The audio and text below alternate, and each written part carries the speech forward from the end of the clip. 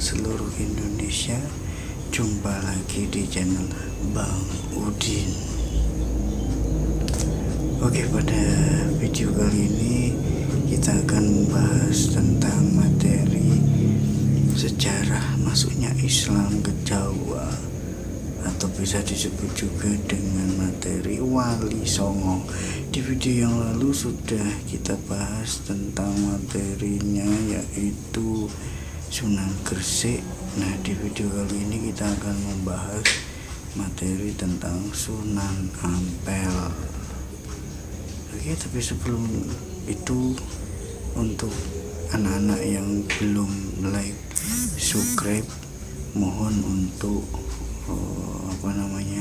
nanti di like, di subscribe ya anak-anak ya, biar nanti kalau Bang Udin upload video baru bisa langsung kalian mendapat notifikasi.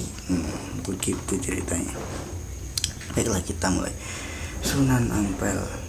Nah, beliau nama aslinya yaitu Sayyid Ali Rahmatullah atau Raden Rahmat. Lahir perkiraan tahun 1401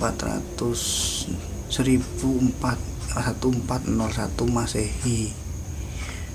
Putra dari Maulana Malik Ibrahim atau Sunan Gresik.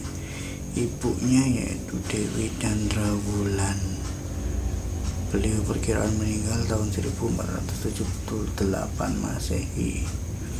Nah, Sunan Ampel ini adalah putra dari Maulana Malik Ibrahim, atau bisa disebut juga dengan Sunan Gresik ya. Nah, Ampel sendiri itu diidentikan dengan tempat beliau berdakwah yang sekarang disebut dengan kota Wonokromo di Surabaya sana. Nah, seperti itu.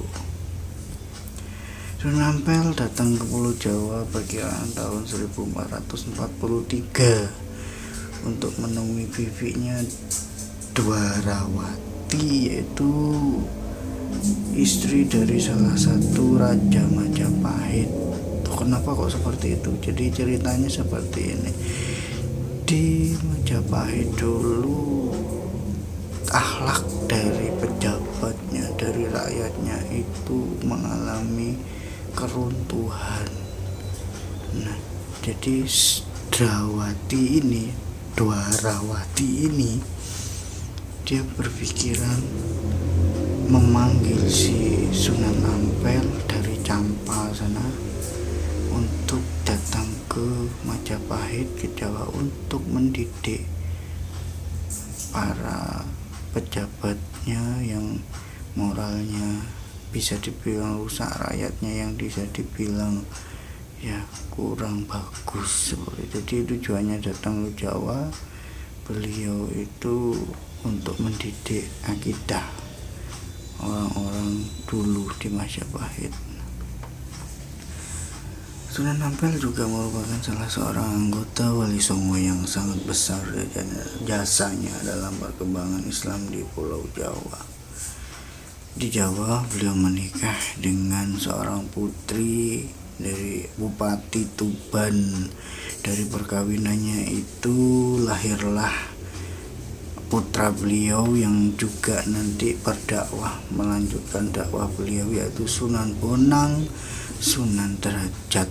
Nah, di Jawa Timur, khususnya di Surabaya itu, Sunan Ampel diberi sebuah tanah kekuasaan, dan akhirnya Sunan Ampel itu mendirikan pesantren di situ. Sampai beliau itu tidak hanya di Jawa Timur, tidak hanya di Surabaya berdakwahnya, bahkan sampai ke Madura. Jadi naik perahu ke Madura sana ya. Nah, ini pada tahun 1479 Sunan Ampel mendirikan Masjid Agung Demak. Nah, akhirnya setelah lahir Masjid Agung Demak itu, lahirlah sebuah kerajaan Islam pertama di Jawa, yaitu Kesultanan Demak. Nah, Sunan Ampel diperkirakan wafat pada tahun 1480 Masehi di Demak dan dimakamkan di sebelah barat Masjid Ampel, Surabaya, di Wonokromo tadi itu. Sunan Ampel itu berdakwah dengan falsafah namanya, yaitu bisa disebut dengan falsafah moh limo. Moh limo itu artinya apa? Moh itu ora, limo itu limo. Jadi orang lakoni 5 perkara. Ciri wong Jawa. Menurut Indonesia tidak melakukan 5 hal yang dilarang. Yang pertama, moh main, tidak berjudi. Yang kedua, moh ngombe, tidak mabuk-mabukan. Moh maling, tidak mau mencuri. Moh madat, tidak mau rokokan, tidak mau menghisap ganja dan lain-lain. Nah, narkoba. Kemudian moh madon, tidak mau berzina yang bukan dengan istrinya. Jadi itu adalah falsafah atau pemikiran dari si Sunan Ampel tersebut. Jadi Sunan Ampel itu adalah putra dari Sunan Gresik ya.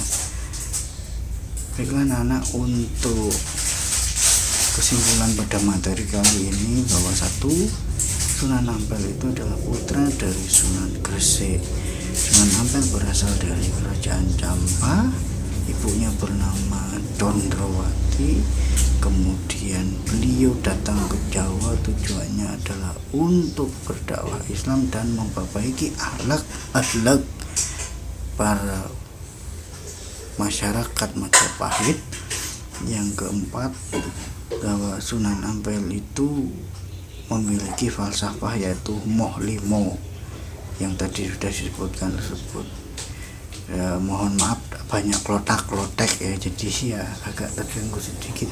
Itu saja untuk video kali ini, dilanjutkan nanti video selanjutnya. Terima kasih, jangan lupa like, subscribe dan dipencet loncengnya. Terima kasih. Assalamualaikum warahmatullahi wabarakatuh.